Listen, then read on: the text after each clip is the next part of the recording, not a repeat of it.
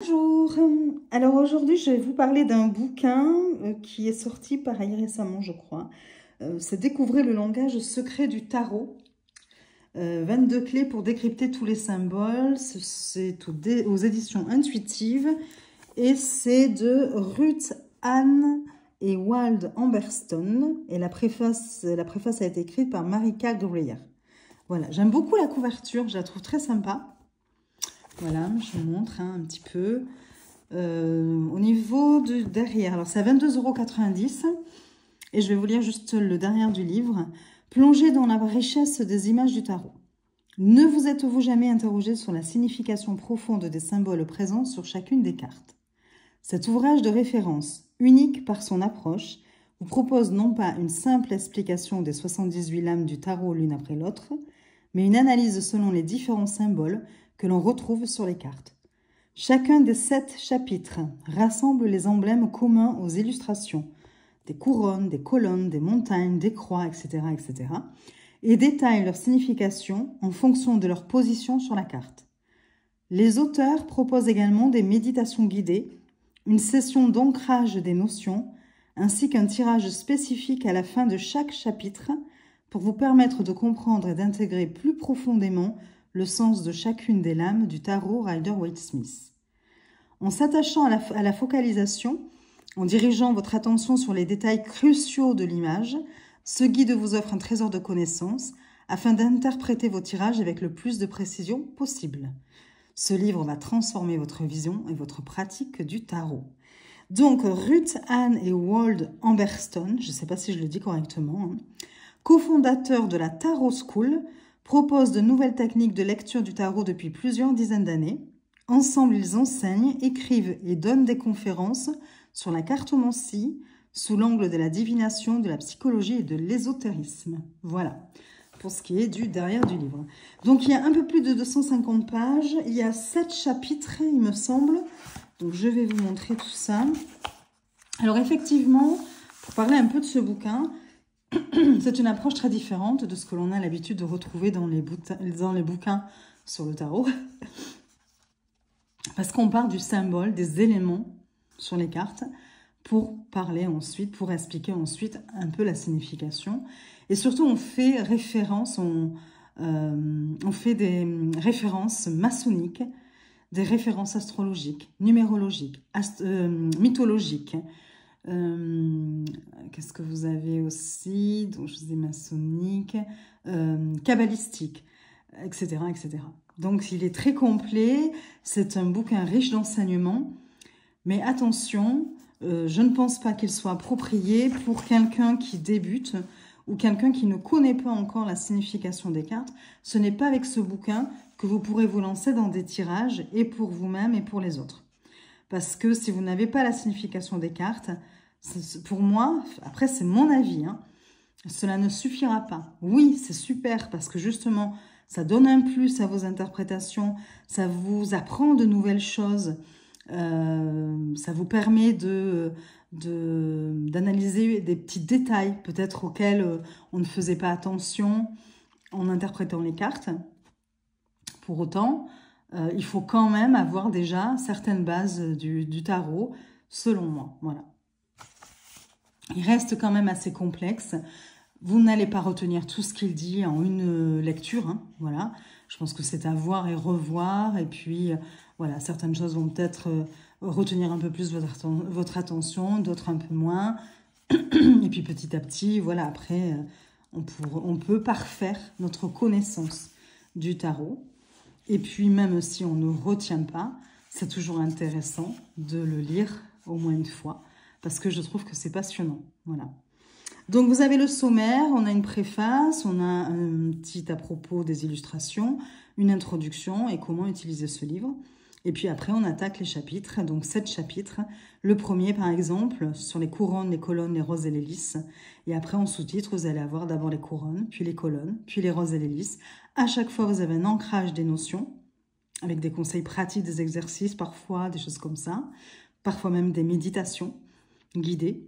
Et puis, un tirage de proposé. J'aime beaucoup leur tirage, puisque tirage que l'on ne voit nulle part ailleurs. Nouveaux tirages, des tirages créés exprès pour ce bouquin. Et donc après chaque chapitre, à la fin de chaque chapitre, vous avez un tirage de proposé. Et j'aime bien même le schéma, il y en a un tout particulièrement qui a attiré mon attention, je vais vous le montrer après. Puis après, vous allez avoir le chapitre 2 sur les chemins, les montagnes et les croix. Et donc pareil,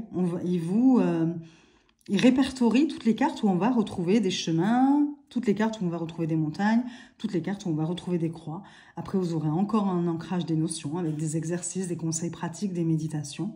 Et puis le tirage, le carrefour, le chemin et la montagne. C'est celui que j'ai beaucoup aimé d'ailleurs. Donc voilà, que je vous montrerai après. Et puis chapitre 3, les lunes, les étoiles et les bassins, etc. etc. Et donc chaque chapitre est consacré à plusieurs éléments ou symboles. Et puis des exercices, des méditations et un tirage. Voilà. Après, vous avez une postface, des remerciements et à propos des auteurs. Donc voilà, donc vous avez d'abord une préface avec une citation de Edward Waite qui nous dit « Le tarot est symboliste, mais il ne parle aucune autre langue et n'offre aucun autre signe. » Voilà. Donc cette citation du créateur Edward Waite, avec Pamela Colman Smith du tarot Rider-Waite-Smith, présentée dans cet ouvrage, révèle ce qu'il y a de plus important à savoir quand on pratique le tarot. Ruth Ann et Wald Amberstone proposent d'explorer en profondeur les 22 symboles du Rider-Waite-Smith. Attention, c'est 22, ça n'a rien à voir avec les arcanes majeures. Hein. C'est juste qu'il y a 22 symboles, mais bon, voilà. Le plus influent de ces 100 dernières années. Les auteurs ne se contentent pas de donner des informations, ils offrent ici de véritables leçons qui vous permettront d'approfondir votre compréhension et votre appréciation du fonctionnement des symboles. Ce livre va vous apprendre comment envisager chaque symbole, comment déployer ses significations potentielles et comment découvrir à l'aide de tirages et d'exercices où et de quelle manière il intervient dans votre vie. Donc, après, voilà, on vous dit que c'est un manuel pratique, on vous donne donc des conseils. Je ne vais pas tout vous lire. Hein. Vous avez un petit à propos des illustrations. Donc là, c'est un peu le côté historique, hein, un petit côté historique du Rider-Waite-Smith. Et puis, une introduction qui va vous parler plus du symbole, de l'image. Et enfin, comment utiliser ce livre. Donc, on vous dit comment il est organisé. Il n'est pas organisé par ordre alphabétique des symboles. Hein. Il y a 7 chapitres qui vont regrouper plusieurs symboles qui vont avoir un thème commun. Donc, voilà. 6 manières d'utiliser ce livre. Donc là, c'est un peu des conseils, une directive un petit peu, voilà, pour vous dire, on vous aide un petit peu, voilà, à appréhender ce livre. Et on attaque le chapitre 1 avec les couronnes, les colonnes, les roses et les lys. Voilà.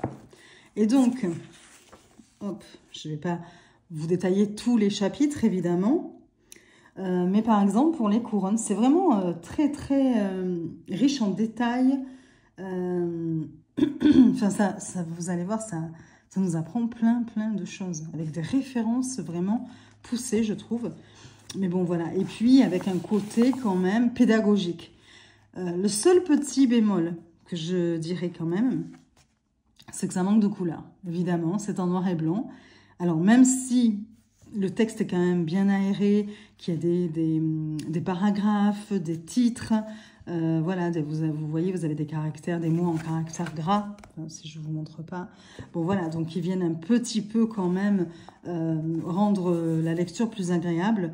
Il n'empêche que, vous voyez, par exemple, si on compare avec le livre d'Emmanuel Léger, Rencontrer le tarot, que je vous ai présenté tout récemment, voilà. Même si, pourtant, il n'y a pas besoin de 50 000 couleurs, hein, dans ce livre-là, vous n'avez que du bleu et du noir. Bon. Eh bien, pour autant, ça va quand même le rendre beaucoup plus fluide. La lecture va être plus fluide, plus agréable, parce que vous allez avoir, voilà, quelques couleurs, des encadrements, vous voyez, ne serait-ce que des textes soulignés, comme ça, des phrases soulignées. Voilà, bon. Et c'est ce qui manquerait un petit peu au bouquin que je vous présente là. Même si, effectivement, on a voilà, des petits titres avec un tout petit dessin, là. Mais, vous voyez, tout est en noir et blanc. Alors oui, vous avez les cartes de représenter, mais en noir et blanc. Et c'est ce que je trouve dommage. Parce que du coup, ça rend la lecture plus... comment vous dire? C'est plus lourd quand même, plus dense. et ça peut décourager beaucoup plus de personnes. Alors, les couronnes, on commence par les couronnes. Et on nous dit qu'il y a 19 cartes qui ont des couronnes dans le Rider-Waite-Smith. Elles sont de formes variées et elles possèdent toute une signification particulière. Et là, il nous donne le nom des 19 cartes. Donc, par exemple, la grande prêtresse, l'impératrice, l'empereur, le hiérophante, le chariot, mais aussi, enfin j'en passe, hein, l'as d'épée, le 4 de pentacle, etc., etc. Ainsi que toutes les reines et les rois, évidemment. Donc, il y a aussi les arcanes mineurs. Hein. Voilà. On ne se contente pas de parler des arcanes majeurs ici. Hein. Et donc, il commence d'abord par nous expliquer la signification générale de la couronne qui est tirée du symbolisme universel. Et il dit qu'il y a 3 principaux aspects de ce symbole. Donc d'abord, sa position au sommet de la tête, qui en fait un symbole d'importance majeure.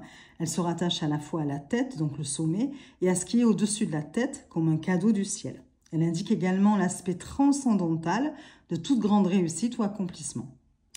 Le deuxième aspect, c'est sa forme circulaire, qui est un symbole de perfection. Cet anneau porté sur la tête unit ce qui est au-dessus et ce qui est en dessous. Et le troisième aspect, c'est le matériau d'une couronne qui relie son porteur à la divinité associée avec le matériau en question. Une couronne en or, par exemple, est associée à celui qui la porte les propriétés alchimiques de l'or, donc pureté, perfection, atteinte de l'état le plus élevé, qui soit en dedans comme en dehors. Le mot couronne vient du latin corona, qui lui-même vient du grec corone, qui veut dire incurvé, et cornu, qui veut dire corne. La couronne désigne le rayonnement qui émane d'une source de lumière, etc., etc. Bon. Et donc, on vous dit qu'il y a le diadème, qui est un symbole, une couronne de petite taille et qui ceint la tête ou la coiffe de cérémonie d'une figure royale. Elle symbolise une autorité, il symbolise, parce que c'est un diadème, une autorité laïque encouragée par le divin.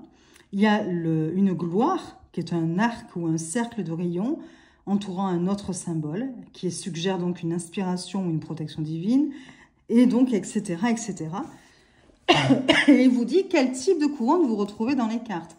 Par exemple, dans la grande prêtresse, ce sont les cornes d'Isis. Dans l'impératrice, c'est le diadème du zodiaque. Dans l'empereur et la tour, c'est la couronne bombée. Dans le hiérophante, c'est le tiare papal. On dit la tiare ou le tiare, je ne sais pas. Et dans le chariot, diadème céleste, etc., etc. Vous avez tout hein, de noter. Et puis après, on va vous parler aussi des rois et des reines, hein, évidemment, qui ont des couronnes aussi. Et donc, on attaque après avec une carte, donc la grande prêtresse, on commence par celle-là. Et il nous explique que la couronne de la grande prêtresse, c'est celle d'Isis et d'Hathor, 2 noms pour la déesse mère égyptienne qui donna naissance au reste du monde. Hathor était la reine du paradis et Isis la plus ancienne de tous les anciens, et elle était présente dès le commencement. La déesse, sous ces 2 formes d'Isis et d'Hathor, aurait donné naissance au soleil. Hathor fut l'ouette du Nil qui pondit l'œuf solaire, tandis qu'Isis donna le jour à Horus, réincarnation d'Osiris. L'utérus qui abrita Horus en hiéroglyphe se lit Hath-Or. Isis et Hathor forment un tandem qu'on dit parfois composé d'une mer de lumière et d'une mer des ténèbres. Bon. Par la suite, Isis fut associée à sa jumelle de l'ombre, Nephthys. À elles deux, elles assurent l'immortalité des pharaons grâce au cycle naissance, mort, résurrection. Je vous lis juste cette carte, hein, parce que sinon, ça va vite être barbant pour vous. L'emblème de ces déesses associées, comme l'illustre la couronne de la grande prêtresse, est un disque solaire posé entre les cornes de la déesse lune, déesse vache. Le disque central évoque l'esprit masculin sur le point de renaître, donc Horus, encadré et protégé par les cornes de la déesse, l'une de lumière et l'autre d'ombre. Dans les cultures grecques et romaines, Isis, mère divine, sauveuse éternelle de la race humaine, était hautement vénérée. L'image d'Isis allaitant Horus devint le modèle des vierges tenant dans leurs bras l'enfant Jésus. Une partie du mythe et du culte voué à Isis fut à l'ère chrétienne transférée vers la Vierge Marie. La couronne d'Isis est associée chez la grande prêtresse à des robes fluides et au croissant de lune à ses pieds, symbole de Marie, étoile de la mer. Se rejoignent ainsi dans une même image la spiritualité donc de l'ancienne Égypte et celle des chrétiens. Le néopaganisme vénère la lune représentée sur la couronne de la grande prêtresse. dans ses phases croissantes, pleines et descendantes, qui symbolise la déesse triple, la jeune fille, la femme et la vieillarde. Tout cela fait de la couronne de la grande prêtresse un symbole universel de l'autorité originelle du féminin divin. Dans un tirage, il sera utile de se rappeler la puissance du féminin, la lune et ses phases et la spiritualité des femmes. Voilà, donc là on parle donc évidemment donc de la couronne de la grande prêtresse. Après, on va passer à la couronne du hiérophante. Et on vous explique, pareil, tout ce qu'elle veut dire, hein, notamment avec le triple diadème. Et on vous dit que c'est une coiffe simple portée à la cour byzantine au XVIIe et XVIIIe siècle. C'était le signe d'un statut social supérieur, etc., etc.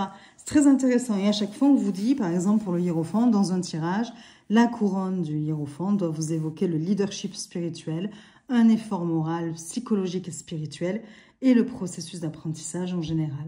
Et après, on passe au chariot. Et donc, à chaque fois, sur l'image, on va vous mettre, vous voyez, un peu en gras sur le dessin. Voilà, je vous montre la couronne, hein, pour que vous puissiez la repérer.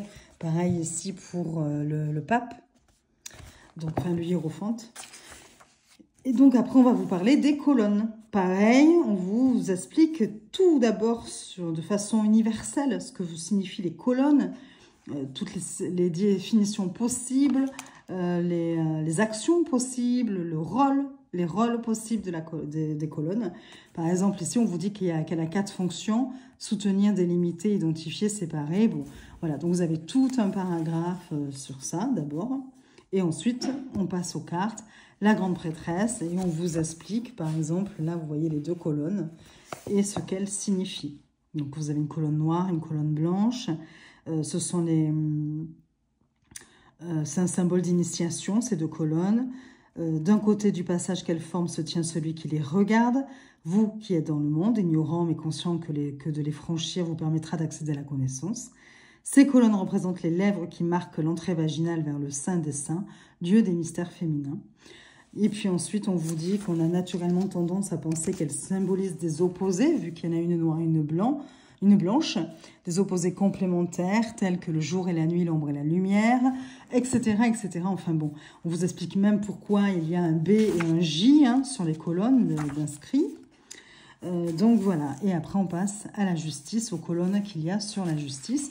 Donc vous allez avoir ça, après c'est les roses et les lys, pareil, et on vous parle de toutes les cartes qui possèdent ces éléments. Ok, bon, alors, vous voyez, même là, il y a le 2 de bâton, hein, où il y a la rose et le lys. Et vous allez avoir ici, en caractère gras, hein, sur le dessin, sur la carte. Donc, voilà. Et puis, donc, à la fin de chaque chapitre, vous avez l'ancrage des notions. Et on vous explique, par exemple, c'est un peu comme une sorte de résumé, de synthèse, voilà, je dirais, de ce que vous avez vu dans le chapitre. Donc là, concernant les couronnes. Et on vous dit, quand une couronne attire votre attention dans un tirage, vous pouvez être sûr qu'elle concerne un sujet d'une extrême importance. Une couronne est toujours un cadeau du ciel qui parfois salue une grande réussite, parfois la demande. Une couronne impose à son porteur d'être parfait. Elle reconnaît son potentiel à atteindre la perfection. Accepter une couronne, c'est reconnaître cette exigence de perfection. L'énergie de la couronne est source de lumière, de luminosité, de rayonnement. On attend de celui qui la porte qu'il soit lui aussi source de lumière pour les autres. L'autorité sur les autres que confère une couronne commence par l'autorité sur soi. Et qui dit autorité dit responsabilité. On vous dit qu'il y a des couronnes visibles et des couronnes invisibles, des autorités reconnues et d'autres ignorées, etc., etc. Après, on vous fait la même chose pour les colonnes, la même chose pour la rose et le lys. Et donc, à la fin du chapitre, vous allez avoir un tirage de proposé. Donc là, le tirage s'appelle les 2 colonnes, la rose, le lys et la couronne. Et donc, voilà, vous avez à chaque fois le tirage d'expliquer avec l'explication pour chaque emplacement. Voilà, mais moi, je vais m'attarder sur un autre tirage que j'aime bien. Donc, chapitre 2, chemin, montagne et croix. On a exactement la même chose. Vous voyez, vous avez même des méditations. Hein, la méditation du chemin. Méditation guidée. Hein. Donc, voilà. Bon, je passe, hein, parce que sinon ça va vite être lourd, ennuyeux. On reprend à chaque fois les cartes où se trouvent les éléments. Les montagnes. Pareil, à chaque fois, hein, on vous parle des cartes. Les croix. Voilà, la croix sur la grande prêtresse, par exemple, ici. Voilà. La croix ici. Vous voyez, je n'aurais peut-être pas forcément fait attention à cette croix sur le 6 de coupe, par exemple. Je ne sais pas si vous la voyez, là. Elle est en caractère gras. Ensuite, la croix sur le pendu, la croix de l'empereur. Bon, voilà. L'ancrage des notions de nouveau, hein, une sorte de synthèse. Parfois, vous avez même des petits exercices. Ici, voilà, là, c'est comme une sorte d'exercice, hein, contemplation des symboles. Et le tirage. Donc, moi, j'ai bien aimé ce tirage. C'est le tirage, le carrefour, le chemin et la montagne. Et ce que j'ai aimé, ici, donc, c'est pour surmonter un obstacle ou atteindre un objectif. Et là, il y a vraiment 3 parties distinctes dans votre tirage. Vous allez d'abord avoir le carrefour qui sera composé de 4 cartes. Regardez, hop. Et donc, après, vous allez avoir le chemin qui aura 4 cartes également et la montagne, 3 cartes. Donc, en fait, vous avez 11 cartes. Donc, on vous explique, par exemple, pour le carrefour, il va falloir battre les cartes, les séparer en 4 piles. Et on va garder, tout en gardant les cartes face cachée, on dispose les piles selon une croix grecque, donc comme ceci. Et on va retourner la première carte de chaque pile. Et on fait en sorte que le bas de la carte soit positionné vers le centre de la croix. Voilà. On va contempler ces 4 cartes. On va choisir celle dont l'énergie reflète le mieux la direction qu'on souhaite suivre en ce moment. Ça peut être celle qui nous paraît la plus prometteuse, hein, par exemple les cartes, pour nous aider à atteindre notre objectif. Et ensuite, on replace les 3 autres cartes face cachée, une fois qu'on en a choisi une. On laisse la carte qu'on a choisie face visible et on reprend les autres cartes de cette même pile. Je ne sais pas si vous avez compris. Attendez, hop, je vous montre. Hop, hop, hop. C'est pour ça que j'ai trouvé très original. Je me suis dit, ah, c'est sympa. C'est des tirages, enfin un tirage que je n'avais jamais vu. Alors, par exemple, on avait 4 tas comme ça. Voilà, je mets au hasard. Hein, voilà. Vous avez 4 tas. Je me mets un peu plus vers là. Voilà. Là, vous avez votre croix. Non, c'est plutôt comme ça. Voilà. Vous avez votre croix. Vous devez mettre le bas vers l'intérieur. C'est ce qu'ils disent. Hein. Par exemple, voilà. Hop. J'ai pas mélangé, j'ai pas posé de questions. C'est vraiment un exemple. Hein. Donc, voilà. Que je ne vous dise pas de bêtises. Hein. Je regarde juste si c'est bien ça. Le bas de la carte soit positionné vers le centre de la croix. C'est ça.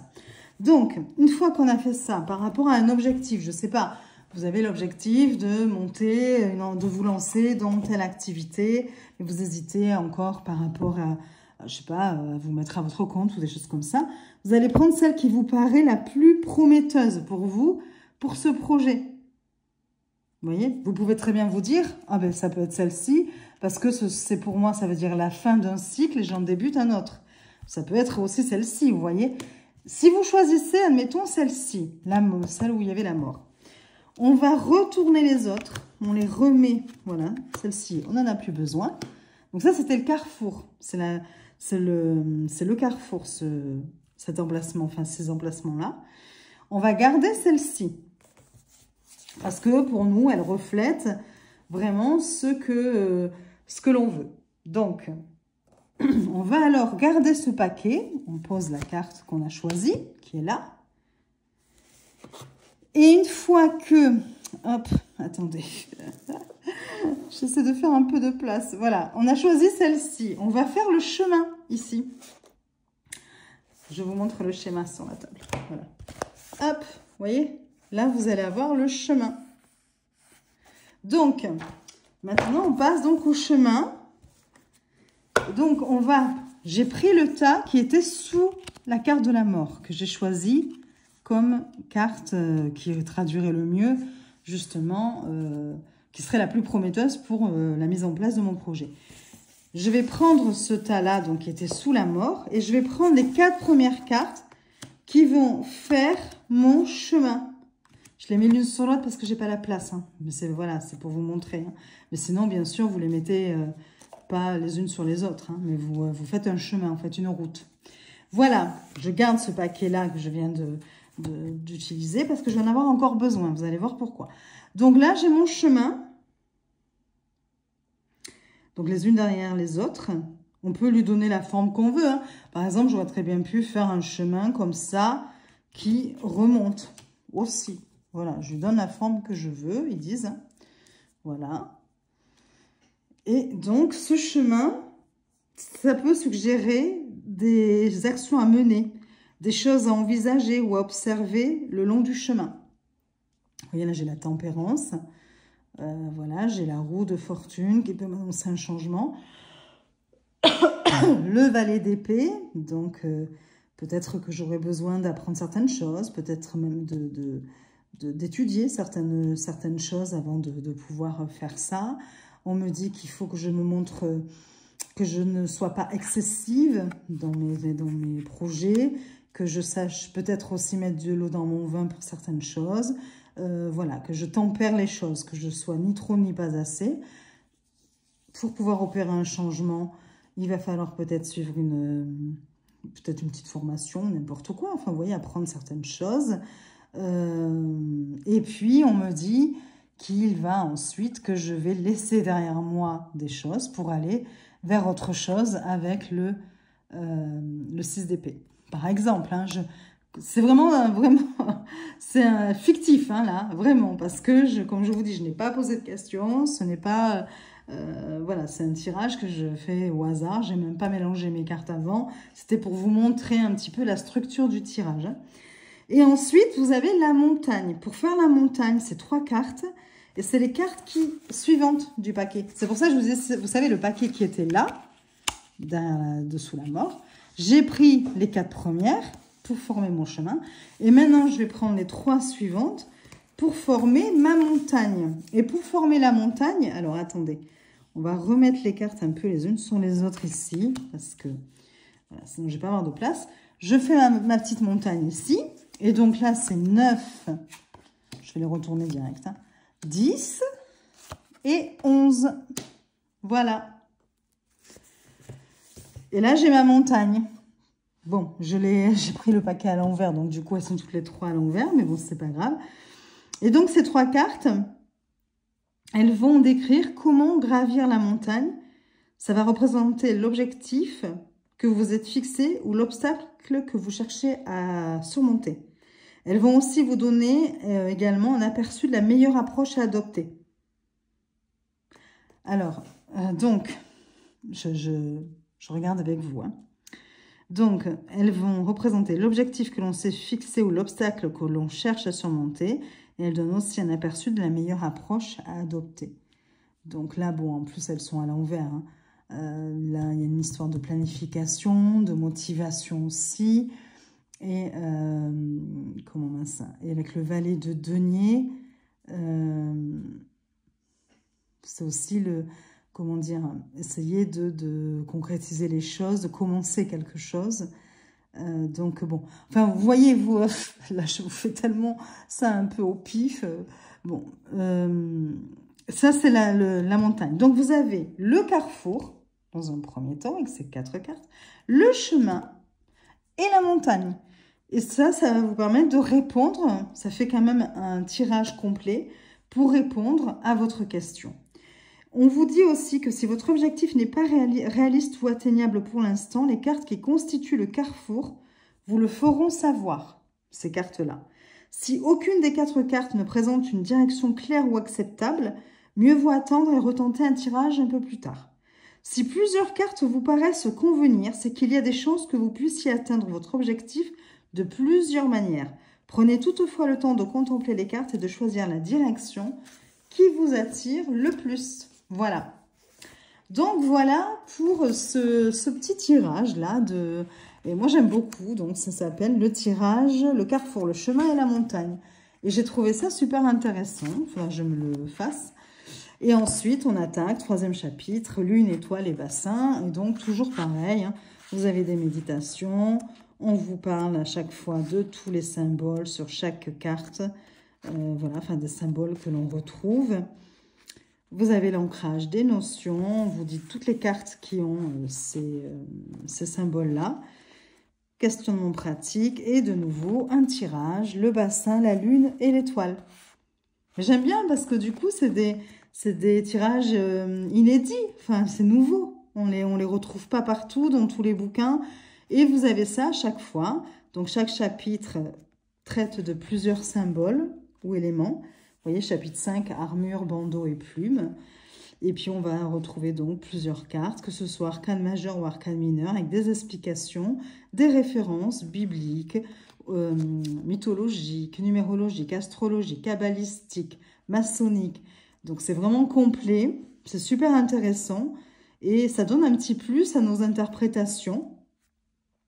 Et même, je dirais quelque part, un enrichissement personnel hein, au niveau du tarot. Même si vous ne l'utilisez pas forcément lors de vos tirages, eh bien, vous savez, vous l'avez dans un coin de votre tête et vous apprenez des choses. Et moi, j'adore ça. Et vous voyez, donc c'est toujours comme ça, c'est pour tout. Voilà, pour tous les chapitres. Je m'éternise pas plus longtemps parce que je pense que sinon, ça peut rapidement être... paraître très long et puis ça reste quand même complexe. Hein. Je vous avoue que je pense qu'il y a certaines choses qu'il faut relire plusieurs fois pour arriver à se les approprier, à les comprendre. Et puis on n'est pas tous intéressés voilà, par tous ces détails. Donc chacun doit y prendre ceux qui éveillent son intérêt. Et puis c'est tout. Mais bon voilà. Donc j'avais envie quand même de vous parler de ce bouquin. Parce que je le trouve très original dans son approche, effectivement.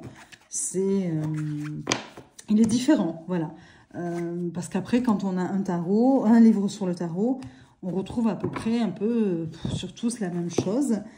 Si ce n'est, je trouve, Emmanuel Iger qui fait quand même des choses pour nous faciliter l'apprentissage, la compréhension des cartes. Mais bon, après, il y en a d'autres. Hein. Il n'y a pas que Emmanuel Iger, j'ai plein d'autres bouquins... voilà, qui sont très intéressants aussi. Mais bon, là, voilà, c'est une approche différente, je pense, qui s'adresse plus quand même à déjà des personnes qui ont une certaine maîtrise des cartes. Et ça va venir compléter leurs connaissances, enrichir, voilà, leur approche du tarot. Voilà. Bon, bien écoutez, j'espère que je ne vous aurai pas trop saoulé.